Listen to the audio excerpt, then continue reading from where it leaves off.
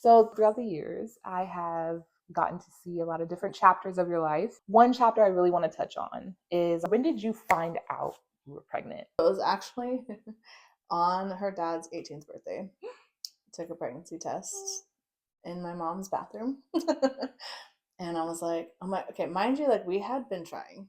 Oh, It wasn't like it was a surprise. Like we had been trying. okay. I don't know what the hell came over me at that young age of 19, freshly 19, to be like, yeah, I want a kid.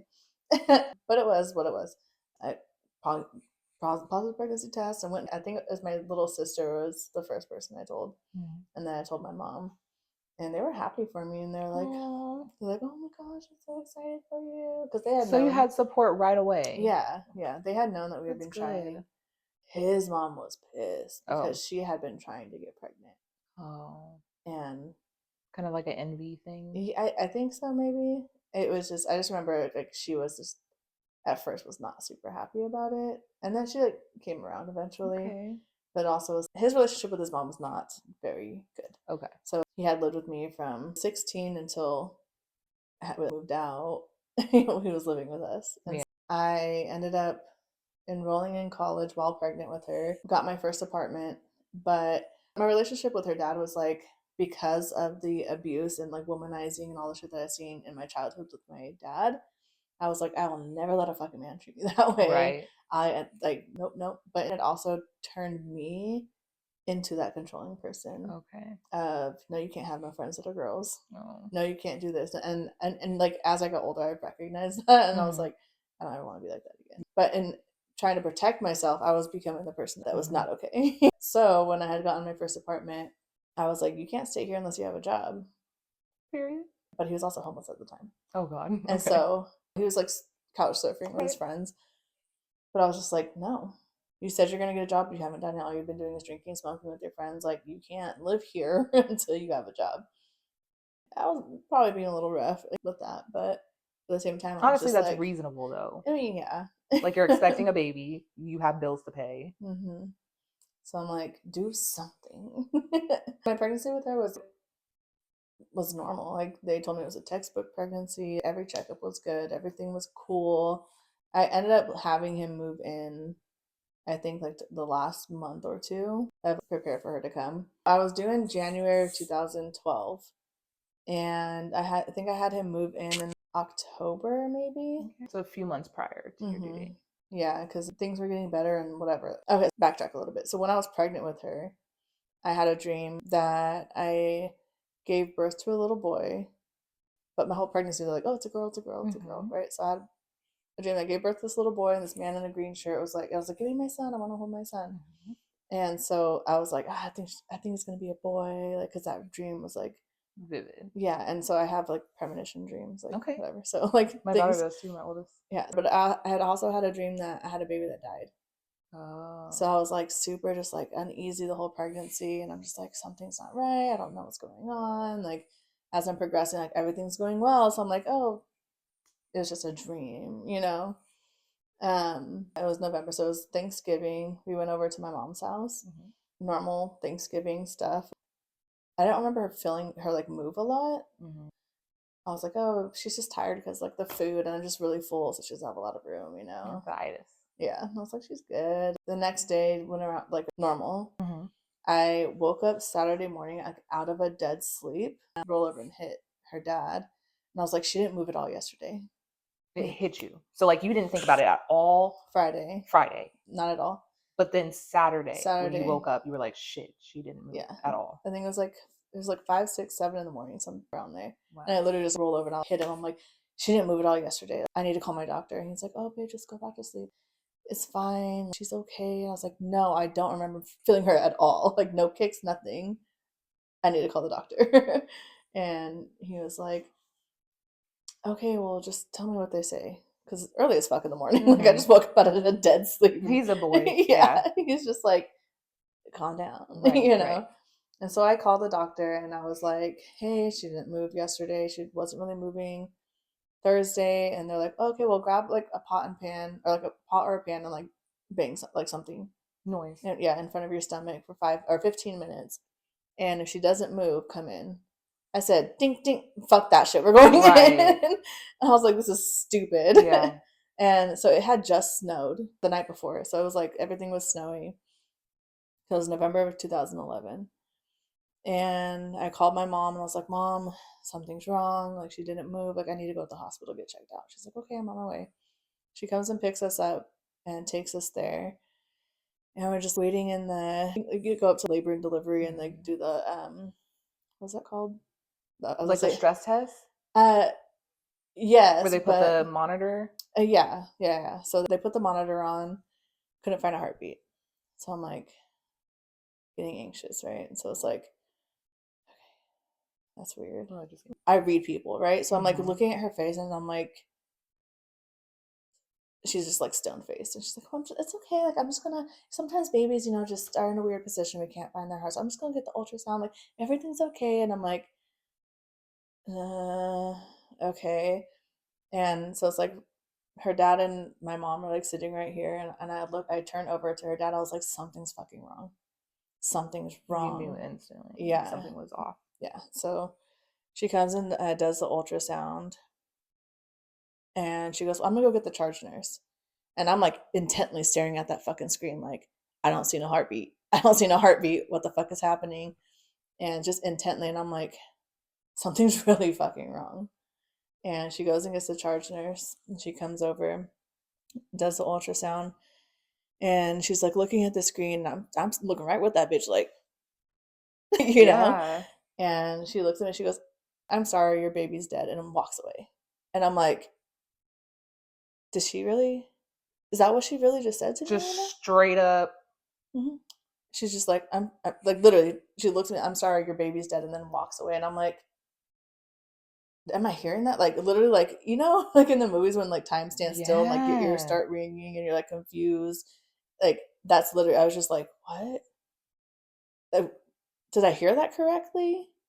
And she walks away, and I look at the nurse that's standing there still, and she just says, I'm so sorry, honey. I'm so sorry. And I'm like, what is she sorry? Like, why is she saying sorry to me? Like, in my head, like, this is like in a matter of seconds. Right. And I look over at her dad, and he's bawling. And my mom is like grabbing me and like bawling, and I'm like, you haven't even still registered it. Yeah. And I'm just like, mind you, this probably happens within like 30 seconds of her saying that to me. And I hear the first I'm sorry. I look over, he's bawling, my mom's bawling, saying, like, grabbing me, and I'm like, oh my gosh, she really just said that. And I'm just like, I just bawl, I break down. And I'm like, what the fuck do you mean my baby's dead? I said, no, do another ultrasound. No, do another ultrasound. And like, I'm just like, what the fuck is going on right now? And they're like, we're gonna take you to a room where we'll discuss the next steps. And I was like, what the fuck do you mean next steps? Right. And I'm like, okay, whatever. We go to the room. I call my dad. So my dad had been living with me at the time. Okay. And my little brother had stayed the night at my house. And I call and I was like, Dad, like, Isabella's gone. And he's like, what do you mean she's gone? I was like, Dad, she's dead. They have to give birth to her dead. And he's like, what the fuck? I'll be right there. And so him and my brother ran from my house, which is like maybe 2 miles, a mile and a half from the hospital, ran in the snow to the hospital. And I'm just like sitting in the room still, like, I don't think it's hit me completely yet. Like, I'm not crying at this moment. I'm just like sitting there just like processing. I'm like, what the fuck do you mean? Like, we're just feeling her. Yeah, like, is this real life right now? And I'm like, no fucking way. They missed something, right? They had to have fucking missed something. So my mom's there, my dad and my brother run in, and I just look at my dad, he just looks crushed. And I just start bawling again. I'm like, fuck. And he calls her dad calls his mom. She's like, what do you mean? I'm on the way. Where are you? I'm on the way right now. Just like frantic. And I still haven't even talked to the doctor yet about like what's these next steps that we have to do. And I'm just bawling, and his mom comes in and was like, what happened? What do you mean? What went wrong? What's going on? And I'm like, I don't fucking know. And she's like, where's the doctor? I need to talk to the doctor right now. And I'm like, I don't have the energy to put up with this shit right now. Like, I don't even know what the fuck's happening. So then they come in, they clear the room, It's just me and her dad. And they're like, okay, well, we're going to send you home to gather your belongings, and you're going to come back and we're going to induce you. I said, that you're going to come back and we're going to deliver the baby. And I said, what do you mean? She's dead, right? What do you mean I have to deliver her like that? And they were like, well, we can't keep her inside of you. I was like, can you give me a C-section? And they're like, well, we don't advise that if you have never had a C-section before. Like, we'd want you to, give the birth naturally because I had all the risks involved with C-section, blah, blah, blah. And I'm like, okay, so what does this process look like? And then, they explain like the Cervidil and the Pitocin and all the things that you come when you get induced normally, right? And so I'm sitting in the room and I'm just like, everyone leaves again. And I'm just like, me and her dad are just holding each other and just bawling. And I just keep telling him, I'm so sorry. It's like, stop saying you're sorry. It's not your fault. Like, but at the time I was like, I feel like I failed him. Like, I was like, damn. And it sucked. But I was just like, damn, dude. And thank you. But because we both wanted this baby, you know what I mean? And you were trying. Yeah, and he was so happy it was a girl. And, so I was just like, fuck, I failed him. And he constantly reassured me, like, it's not your fault. Like, don't say that. Don't do that. Like, it's okay. And I'm like, okay, let's go home. Mind you, like, we had just, like, the week before set up her bassinet, the bag that we are going to take, because we were 6 weeks out from having her. Right. I was 8 and a so half. close. Yeah. I was 8.5 months pregnant, and she was due in 6 weeks. So we had set everything up. Like, I had all her, blankets and first outfit coming home and the changing table and all the things. And I was like, walking into that, I was just like, fuck, how am I going to come home to this without a baby? And that fucking hurt. Are you okay with that? Yeah. So take a moment. So we go back to the hospital, and by that time, my mom was there, my dad was there, his mom was there, I think her fiance or husband was there. All 3 of my sisters, all 4 of my brothers, my cousins, my uncle. My grandma had stopped by, but she was sick at the time, so she couldn't really walk and stuff. And they were all there, all of them. And the doctor said, okay, well, because I was getting ready to do all the start Pitocin and stuff, and it was getting late, and they were like, okay, well, you guys, can go home, and we'll, she'll give you updates. And my dad's like, we're not fucking going anywhere. Okay, period. We're not going anywhere. Period. And they're like, what? Like, we're here. Yeah, okay. we'll wait in the fucking lobby if we have to, but we're not going anywhere. We're not leaving my fucking daughter. Good. None of us. Good. They set them up in the conference room with blankets and pillows. Good. And it took me 5 days to give birth to her. Wow. 5 days. So they were contractions, everything, the whole 9. Yes. So it took me 5 days to give birth. My family did stay there the entire time. They ended up putting them in the conference room and then into 2 rooms up in labor and delivery. And it wasn't until like the 5th day when I had my uncle come and like pray over us. And while he was praying, I was just saying like, okay, like, God, like, I'm ready. You can take her. Like, it's okay. I'm ready. They had broken my water, given the epidural. And within the hour, she was like coming out. I just remember like pushing 3 to 5 or something like that. After I gave birth, I just kept asking, like, is she alive? Are you sure she's not breathing? Are you sure she's a girl? Because that dream I had, about the little boy. And they're like, no, she's dead. Yes, she's a girl. And I just held her. They let me hold her for a few I think I felt like a few minutes, but I know it was longer than that. And then the next day, it like brought her back to me, and I got to dress her in her funeral outfit and everything. But yeah, that was rough. I'm sure. I will never get tired of telling you how proud I am of you, but I just want to say it again. Because anyone experiencing that, and then at your age, you were 19. That's a baby. I don't care what anybody says, 19 is a baby. Baby. So experiencing that at 19 and knowing who you are today and everything that you experienced in between since, that really could have broke anybody. Yeah. You know, even a grown person.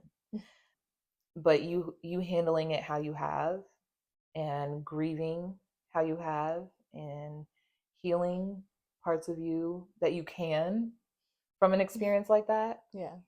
I'm proud of you. Thank you. And thank you for sharing that very, very traumatic, yet parts of beautiful, right? experience with us. After that experience, what happened with you and her father? Because obviously you have more children. Yes. And those are with a different man. Yes. So what happened with that? I didn't know how to heal.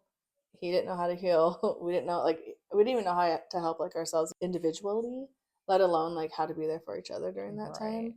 Because we're both just going through so many emotions and grief and the what ifs and all the things, right? And so after that, we kind of just going through a lot of turmoil. So that happened November 30th. I think by the end of December or beginning of January, we ended up not really being together. Okay. And the end of February is when I met my ex-husband, who is the father of my 3 children. And we kind of just were back and forth off and on the whole 4 years we were together. Then May of that year, I just say it, girl. You can say it. We listen and we don't judge. We listen and we don't judge. May of that year, a short period of time that we were back together. During that time that we weren't together, I found out that he was talking to his homeboys, cousin or sister or somebody. Okay.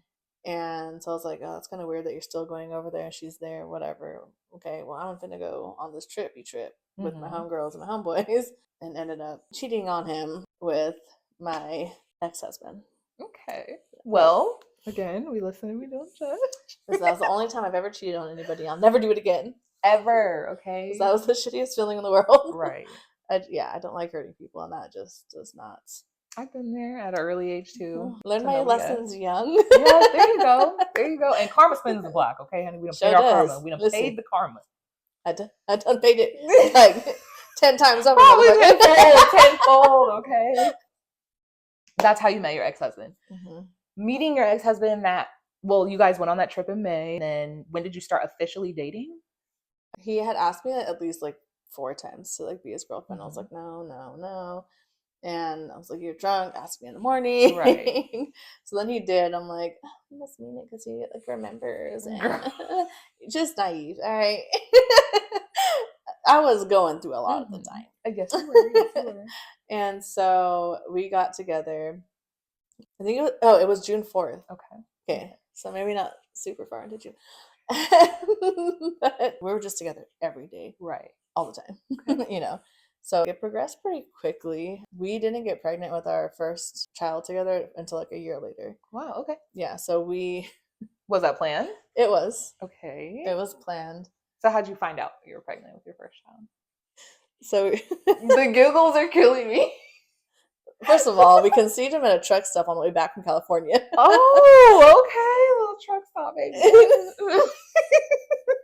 That's what was making me laugh, because I was like, what? I was like, it's getting real romantic. We went on a family trip with his son and his mom. Awkward. Brother and sister, his auntie. Mm-hmm. And on the way back, we're like, hey, we're going to go to the bathroom. Lock the door. Okay. So that's how the first baby was conceived. Yeah. And how old is your first child now? He just turned 11.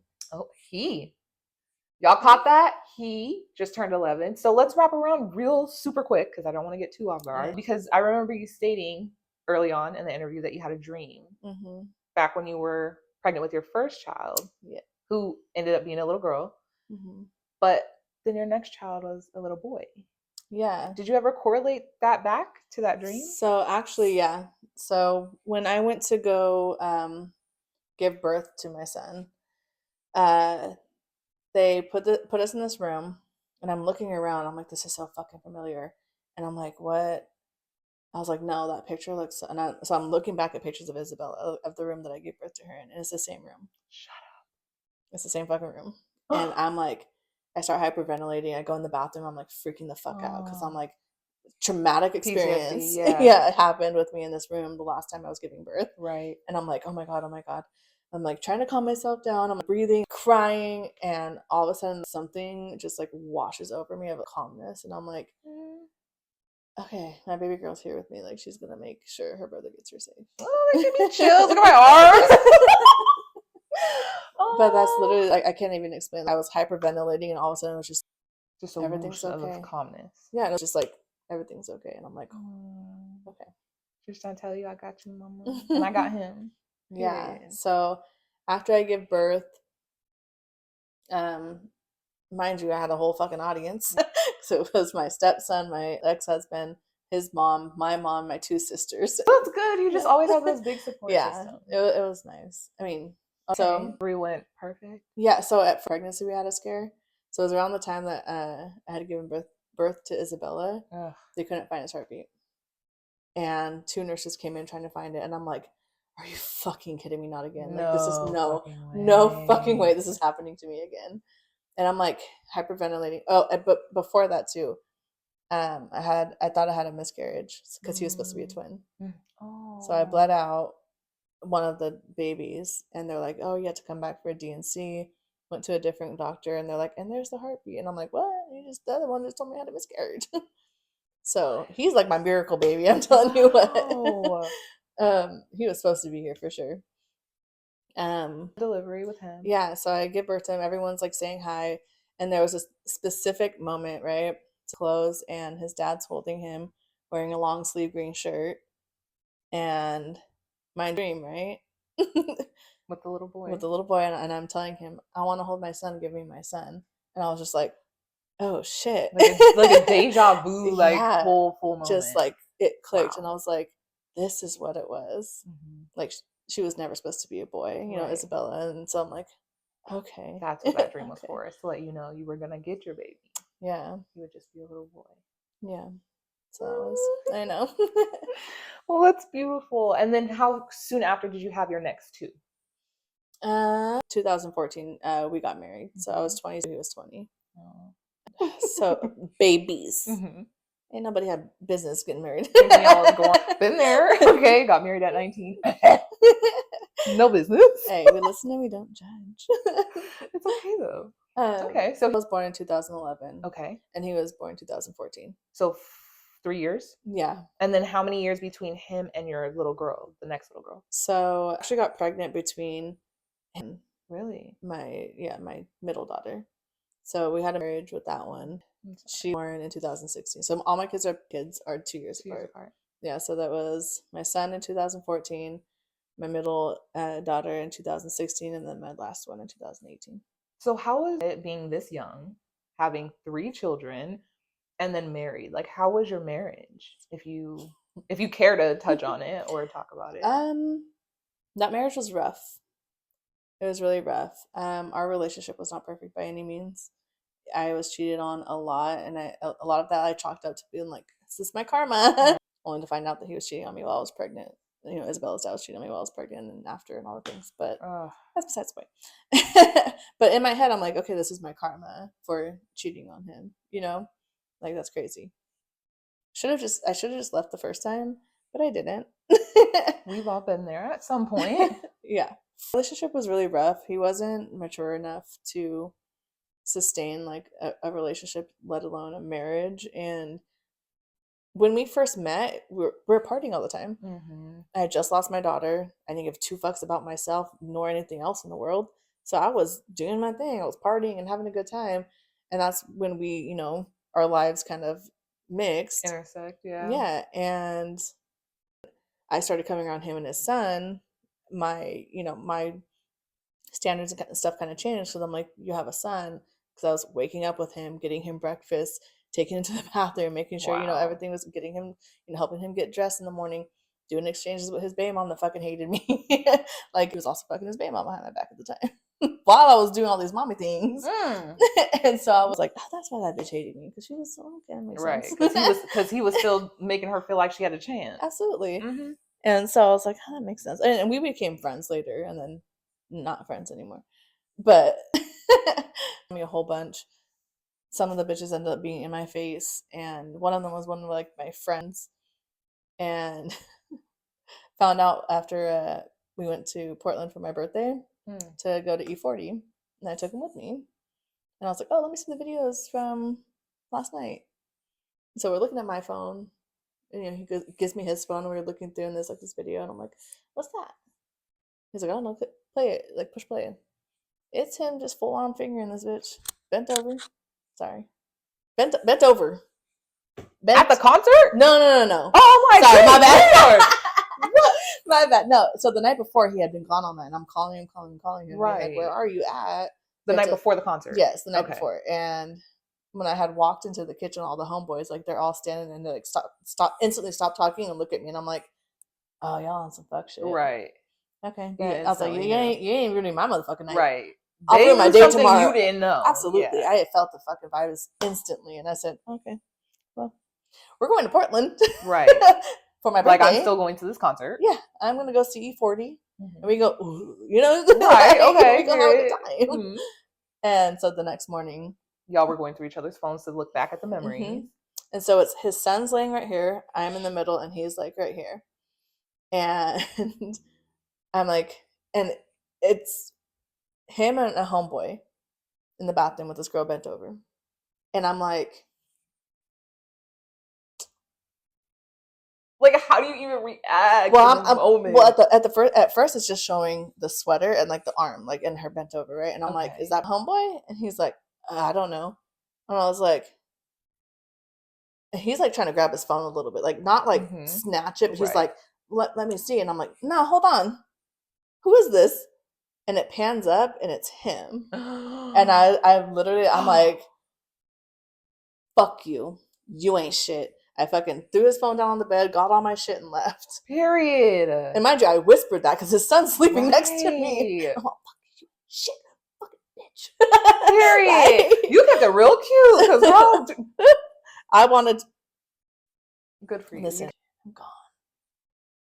I was so pissed. I took his ass back. Like, he was working on things. Hey, my self-worth at that time was not great. Right. Like, I live hard, and I'm gonna see it through, my boy, until I can't see it through no more, because you went through all the options to try to save it. Yeah. And for a while, like, I went through, like, he would like get aggressive with me when he would drink and do certain. I was just like, well, it's not as bad as my mom. So you started comparing it to your upbringing. Right. And I was like, it's not as bad as that. You know what I mean? He's not full on punching me in the face. He'll grab me and like hold me down on the couch and scream in my face, but he's not hitting me, you know? But the yet is to come. Right. And so I had found out we're pregnant with our last baby. Because I actually had filed for divorce in 2017. So I was like, I'm done with you. You're an alcoholic. You're a cheater. Like, you fucking just so fucking mean to me. Like, you're lazy. I'm getting 2 fucking jobs. Like, at this point, it's like, damn, do you hate me? Like, it was a lot. Yeah. It was too much. Like, damn near a single mom in a marriage, right? Raising 2 kids by myself, essentially, and one on the way. Divorce. Okay. And we ended up, mom's house ended up burning down. Oh my God. And so I was like, okay, yeah, come stay with me with the kids. Yeah. Mind you, I had been staying with my homegirl. Okay. And so after like I was staying there, like we ended up going and staying with my brother, because I was trying to find a new place and he was trying to find a new place. Right. Ended up, messing around, got pregnant with my. So not even really together. You guys just so happened to end up in this circumstance where they were under the same roof. Listen, and I was off birth control for 1 week. Not 1 week. Had sex 1 time. Oh my God. Here's Brooklyn. Kaylani. Kaylani is a little one. Mm-hmm. Okay. Boom. Here's Kaylani. Yep. Went and Damn. took a test in the Target bathroom with my sister, and both came out with pregnancy tests that were positive. She's like, "Oh my God," and I'm like, "Oh my God." Right. Two different. Oh my God. Like, girl, this was not supposed to be that. I said, "Oh no," and she's all excited. I'm like, "Oh, I'm happy for you." Like, kudos for him. So Yeah. it wasn't the plan to bring another baby. Yeah. Okay. So I ended up not getting divorced, working things out. I was about 3 months pregnant, and he had been acting really weird. Okay. Not eating a lot. Was like, I'd wake up and he'd be gone in the middle of the night, and I'm just like, is he cheating on me Weird. again? Like, Yeah. what the fuck is going on? You know? And he's like, no, I'm not cheating. I swear. And I'm like, motherfucker, I heard all this. Like, your only thought was it has to be cheating. Right. But then it was like, he lost hella weight. He was a big ass pothead, wasn't smoking weed no more. And I'm like, things, and he's just like angry and just like real child. And I'm just like, what the fuck is happening? And I'm like, this motherfucker's on drugs. Mm-hmm. I'm like, this motherfucker is on drugs. And I'm like, so one day I went to get ready. I got ready for work, and he was still asleep upstairs. And weed that we had like in a closet, like up, so the kids couldn't get to it, obviously. So it's like up, tucked away. I noticed his wallet was up there, and I'm like, why the fuck? Okay, first of all, a whole sack of weed is still here from a month ago. That's crazy. That's not especially normal. for a pothead. Yeah, that's not normal. And then I was like, why the fuck's his wallet up here? Because he just leaves his wallet anywhere. The kids will play. I'll find the kids playing with it, whatever. Yeah, you know what I mean? Yeah. And I'm like, huh. So I grabbed the wallet. I had to stand on a chair because I'm short, you know. So I get up there and like grab the wallet, and I'm like looking through it and stuff, and I'm like, what the fuck? Why is it? And I'm like feeling on it, and I'm like, the fuck is this? It's like a little zipper. So I open the zipper, and there's a little baggie and a straw. And I take the baggie out, and it's a fucking shard of meth. And girl, ooh, let me get my posture.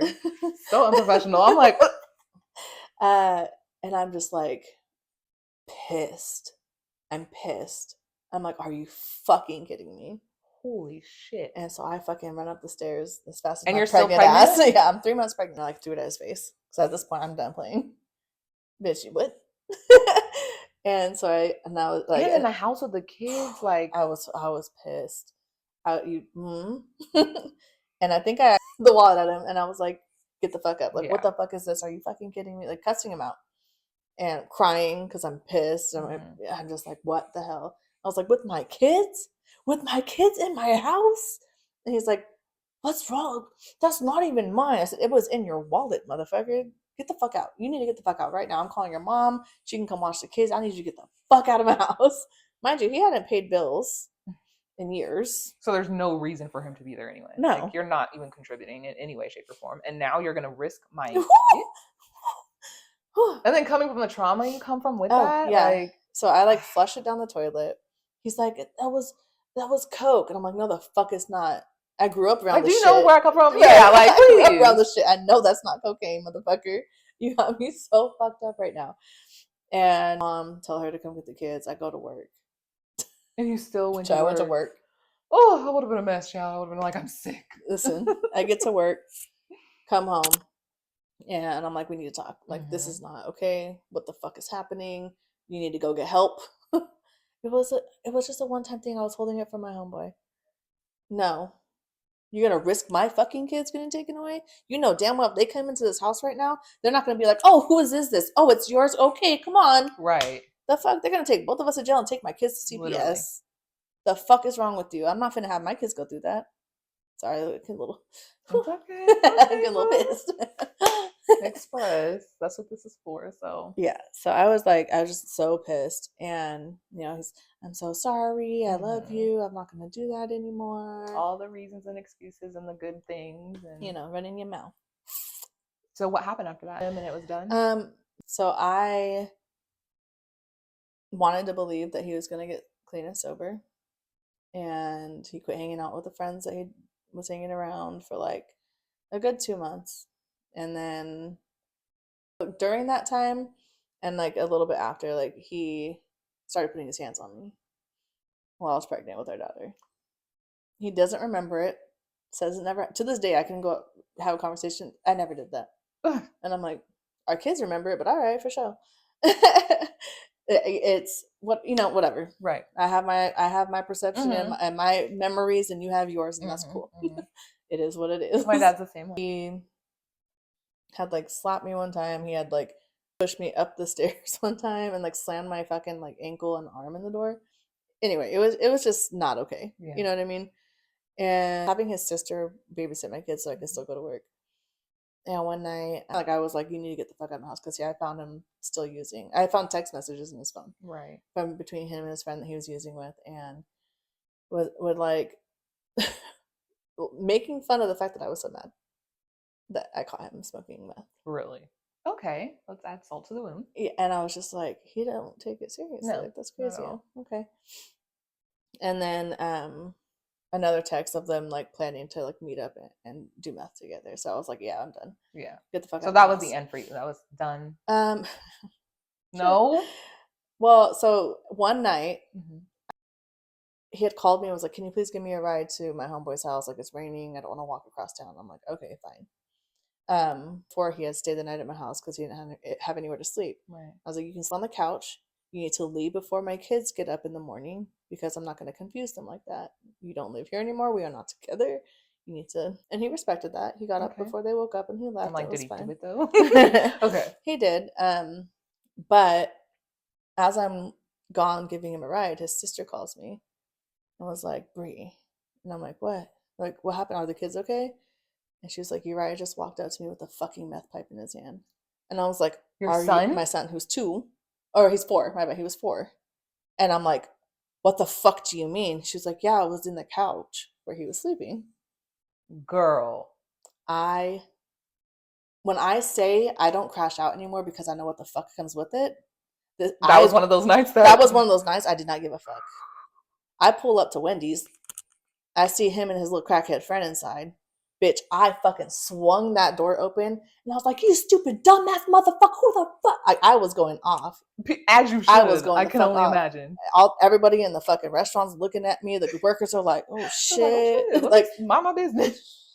Mind you, I'm still pregnant. Right. So, and I'm like, you put my son's life in jeopardy? Literally.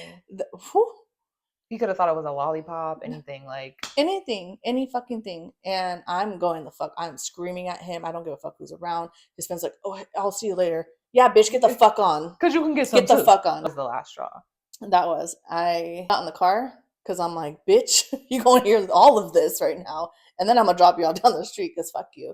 He's laughing about it. It's not that serious. What are you so mad for? And I'm like, are you fucking kidding me? I would need like a psych ward at that point. Oh, like I would have needed God. Oh, I had himself to. I'm like speeding down the fucking road, screaming. I had to. Right. Like, bitch, what the fuck? You put my son's life in danger. Fuck you. Yeah. And that was. I filed for divorce the next day. Period. Done with that shit. So, what do you feel like that relationship taught you? To put myself first, honestly. Yeah. Put my kid. I always put my kids first, and that's right. That's one thing that like really bothers. Like now, me and him are cool. Okay. He's been sober for a few years. Like good. He's been a decent dad. You know, like that's hard to like cut. You know. Yeah, and I commend him for that. Like I really do commend him. It was a rough couple years, and you know he's doing better now, and like we're on good terms. We co-parent pretty decently. That's good. But just one thing is just like that I've learned from that is really to just always put my kids first. Right. Like no second chances. Yeah, none, because the next time I did that, I'm gonna fuck myself over again. Right. But besides that, it's just I know that I have a big heart and a loving heart, and I love so fucking hard. Mm-hmm. But I can't love someone more than myself. Right. Listen. Okay. To the viewers. Yeah, and not only that, but you can't love the fuckboy out of somebody. Period. Okay. You cannot love the fuckboy out of somebody. Period. And no matter how much like it feels good, like while they're doing their thing, while they're doing the good parts, right? Yeah, like you cannot love somebody for their potential Right. of what you think you deserve. That's what kept me Right. stuck for so long. Right. I put in all this fucking work and all this time. I deserve that back. Right. But you ain't never gonna get that back from No. this man. Yeah. Not that one. Not this one. Yeah. Maybe not the next two either, but that's fine. Right. Right. But one motherfucking day, Mhm. I will get the love and honesty and respect that I put into a relationship back. And you will. And You will. Period. will. Don't. But period. Okay. And you know what? We go through these scenarios, and I feel like just a touch before we try to like wrap anything up. Do you feel like your upbringing kind of put you in that marriage longer than what you now would have liked on Yeah, it? Yeah. I think so. I think I actually broke down one time because I was just like, I spent my whole dating life trying to not be with someone like my dad, and I married someone just like my dad. And that fucked me up. And even my last two relationships of that kind of Were they kind of similar? one of them, I mean, kind of. So like the relationship right after your marriage, not obviously it wasn't right Yeah, it after, was but like like 4 years later. right. Yeah. But the relationship that you did get in after the marriage, the first one, because you've only had two since, Mm-hmm. was that a similar kind of relationship? Yeah, he wasn't Just to touch violent. on that. Yeah, he wasn't really violent towards me, but he, for sure, like I caught him smoking meth off a spoon in my driveway, and he was cheating on me like damn near the entire time. Um, and Girl, it was, you know, it's like, what are the chances? You know what yeah, I'm saying? Like another yeah. one, like And I was just like, what the fuck? And I think that honestly, it's like I really genuinely fall in love with like people's hearts mhm. and their soul. Like I could say so many things about what happened in my relationships, but I still don't think those people are bad people. Right. It, my ex-husband, I don't think he's a bad person. He just has a lot of shit going on within himself that he needs to work on. Mhm. And same with the guy that I dated 4 years after my divorce. Like, I don't think he's a bad person. He has a good fucking heart. He has a good soul. He's just has some things he has to work Fighting through. some demons. Yeah, Yeah. and I chose not to help him fight those demons because I couldn't. I'm not And gonna risk good for myself or my you, kids. right? Like it's not your job. It's just No, not. it's not anyone's job to fix somebody. No. you Now know? you can, and some people might disagree out there. They might be like, "Oh, y'all aren't right or dies." Type. No, it's not even that. It's at this point as adults, we can only be accountable for ourselves. When somebody is Absolutely. so far gone, you know what I'm saying? Like you're talking Yeah. about drug addictions and stuff. Like Yeah. when they're so far gone, like it's not your job. Mm-mm. Even It's not with your job to heal them. It's not your job to no, rehabilitate them. absolutely not. That is a fight that they have to do between them and whatever higher power they believe in. Absolutely. I give you resources. That's what I can do. There you go. Here's resources to drug and alcohol therapists, regular therapists, NA meetings, AA Period. meetings, but at the rest of that is up to you. I cannot. Period. I And I can pray for cannot. you. And I always pray for you. Always. Always. Always. Always. Okay? I'll always pray for you and I hope that Always. you do well in life. The rest is up Always. to you. Yeah. Because I can't. I'm raising 3 kids Right. by myself. I don't have time to take care of a grown man. Period. Well, I do want to say that I very much appreciate you coming to talk to me today and sharing your story with not just me, but everybody else who's going to watch. You have gone through a lot. And I know all of those traumatic things have been stepping stones for you to push forward, make sure that you don't repeat certain things. And even when you have, I'm sure that it still taught you something at the end of it all in the long run. Like, what is it that you keep from all of these different traumas and experiences that is positive? And what do you still feel like you're working on? I definitely I just don't ever want anything I experience in life to make me cold hearted Yeah. or hard bodied. I've tried that already. It doesn't work for me. It's just not who I am at my core. Um, so just really sticking to that, like Okay. who I am as a person. Like I have a Right. big heart. I love hard. I'm compassionate. I'm kind. I can be a little crazy sometimes, but don't bring that out of me. We're good. But I also stay away from people that bring that out of me because I don't Right. like stepping out of character. I don't like Right. being angry and hurt, Mm-hmm. and holding on to that at least because we're gonna get hurt in life. But Yeah. I don't like But you holding just on don't to want it to that. change you. And what do you feel like is something that you still need to work on? from all of these experiences that still carries with you today? I think just healing like the parts of me that keep attracting or being attracted to like the men that I am or Right. have been, you know. Um, not a savior, refuse to be a savior, Okay. but also just, you know, working on those things that to be a healthier like partner for them and to be able to be like recognize the signs of a healthy partner as well. Right. So I appreciate you for coming on the show because you didn't have to share all the things that you did share. They're very personal, very deep, but I do appreciate you sharing them. And this is going to be the end of episode 5. So thank you for coming. thank you for having And I me. want to tell the audience, thank you for being here because you could be anywhere doing anything with the 24 hours that you have in a day. You intentionally came here to listen to Bree's story. Until next time, with love, Sandra Unveiled.